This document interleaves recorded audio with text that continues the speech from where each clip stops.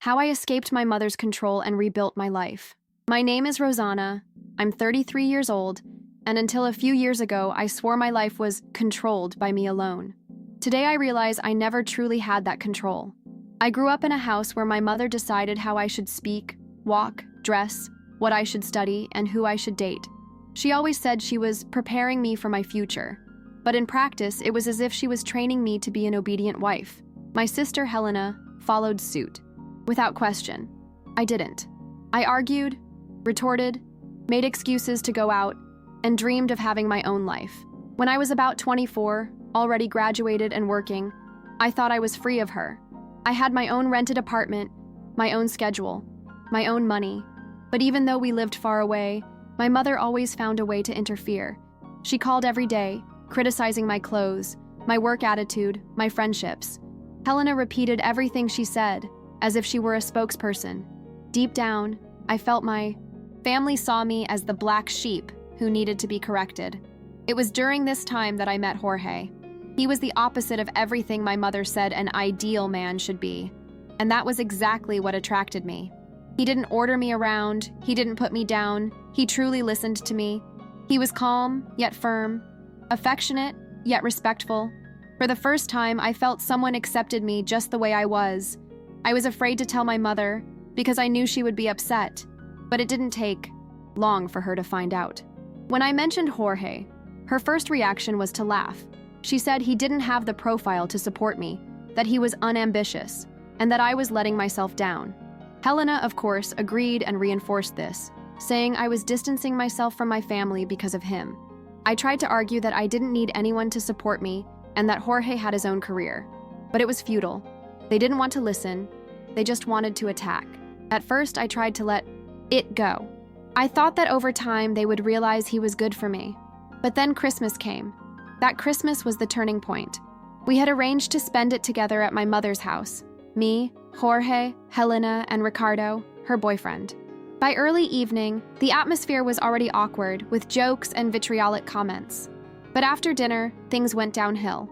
My mother started telling me in front of everyone that I was wasting my youth and that Jorge would soon leave me.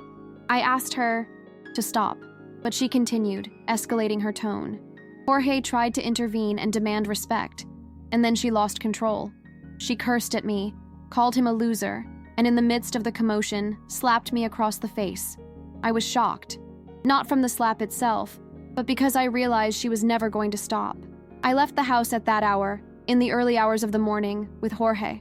The cold outside seemed to burn my skin, and I was shaking, but I don't know if it was from the wind or from anger. In the car, I cried so hard it felt like my body was going to fall apart. Jorge just held my hand and told me I didn't need to go back there. In that moment, I understood that the bond that bound me to that house wasn't love, it was control. Over the next few days, my mother tried to call me dozens of times. Accusations filled her messages, saying I was being ungrateful and destroying the family. Helena sent audio messages telling me I was exaggerating and that that's just how moms are. But I had already made up my mind. I blocked them both. It was the first time in my life I'd completely cut off contact. I thought things would calm down after that.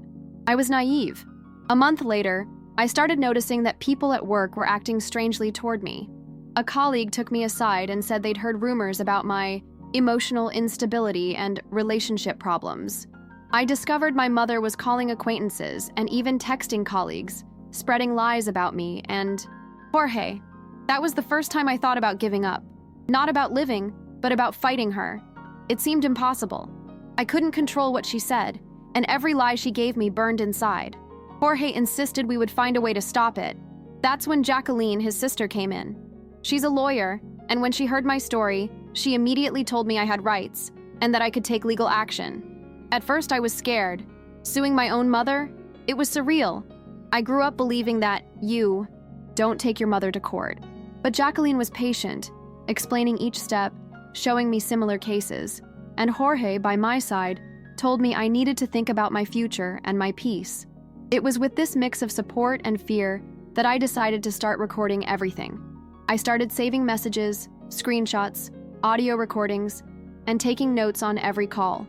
At first, it hurt to listen to and reread them. My whole body felt tense, my heart racing. Sometimes I dreamed of her knocking on my door and woke up sweating, but I knew that if I didn't, I would always be vulnerable. Meanwhile, Helena began showing signs that she wasn't as well as she seemed. One day, she called me crying, saying that Ricardo was controlling everything in her life and that she couldn't take it anymore. I listened and tried to support her, but deep down, I was angry. Angry because she had helped my mother destroy me. Still, a part of me wanted her to be able to break free too. The process with Jacqueline progressed slowly, but each step gave me more confidence. I learned not to respond to provocations, not to justify myself. At first, it felt like I was amputating myself. Cutting off contact was like losing a piece of myself. But then I realized I was actually removing a tumor. The hardest part was accepting that I wouldn't have the mother I wanted. It hit me one ordinary day while I was washing dishes. I found myself wondering, will she call me on my birthday? And soon after I realized that, even if she did, it wouldn't be out of love, but rather to try to pull me back. That day, I cried again, but it was different. It wasn't despair, it was grief. I was burying an illusion. Over time, I realized that silence was more powerful than any answer. Before, I felt like I needed to explain myself, to counter every lie. Today, I understand that she was feeding off my reaction. Ignoring her was painful at first, but liberating later. Still, each new message Jacqueline showed me was a punch in the gut. Knowing that your own mother is working against you is a pain that has no name. Helena, meanwhile, began to distance herself from Ricardo. First there were fights, then temporary separations. I watched from afar, without getting too involved. I wanted to help, but I was afraid she'd go back to being the same person who helped my mother attack me. One day, she showed up at my gate, thin and with dark circles under her eyes. She apologized. It wasn't a nice or elaborate apology, but I understood how much it took for her to say it. I didn't forgive right away. I still don't know if I have, but I agreed to listen. Helena said she began to realize that everything my mother said wasn't meant to protect, but to control. She said she envied my courage to cut ties. I didn't feel brave. I had simply reached my limit. The lawsuit against my mother began to bear fruit. Jacqueline obtained injunctions to prevent her from contacting me and my coworkers. When that happened, it was like breathing after years of holding it. It wasn't the end, but it was a beginning. Still, I knew that legally and emotionally I would carry these scars for a long time. I started therapy. At first, I went just to talk about my anger and fear. Later, I realized there were so many things ingrained in me that I wasn't even aware of. Small habits, like constantly apologizing, waiting for permission to do simple things. I was trained to shrink myself to fit into the space they gave me. Therapy also helped me understand Jorge. He was amazing through it all, but I began to notice that sometimes I distrusted him, even without reason. Not because he gave me reason, but because I was afraid that deep down, he would reveal himself like everyone else who tried to control me. Talking about it was difficult, but he listened and didn't judge me. That was one of the biggest signs I was with the right person. My relationship with Helena continued to be a slow process. There were setbacks, like when she tried to justify my mother's actions. I had to set clear boundaries. If it's to defend her, we won't talk. It was tough, but necessary. Over time, she came to understand and stopped insisting on this point. At work, things improved a lot after we were able to prove my mother was spreading lies. Some people apologized, others distanced themselves completely. I learned not to depend on everyone's approval. Today, I have a small group of friends I trust, and that's enough. The first time I spent Christmas away from my family was strange. Jorge and I traveled to a small town in the countryside, rented a simple house, and spent the night cooking together. There was no crowded dinner, no expensive gifts. There was peace. And I realized this was what I'd been searching for years. Helena spent Christmas alone that year. She texted me to say she was thinking of me. I replied with a me too. It wasn't a fresh start, but it was a step. I knew she would have to go through her own process too, and that I couldn't save anyone. The strangest thing was realizing that, despite all the pain, I was grateful. Not for the violence, not for the lies, but because it forced me to leave a place I never would have left alone. Without the slap, without Christmas, perhaps I was still trying to please someone who would never be satisfied. Today, when I think of my mother, I feel neither love nor hate. I feel distance. It's like talking about someone I knew a long time ago, but who is longer part of my life. I don't expect her to change.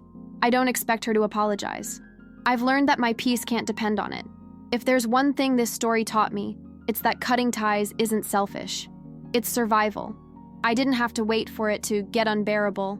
It had been unbearable for years. I just hadn't had the courage to admit it. And when I finally did, I realized no one was going to do it for me. For anyone reading this who thinks they can't do it, I want to say, I thought I couldn't do it too.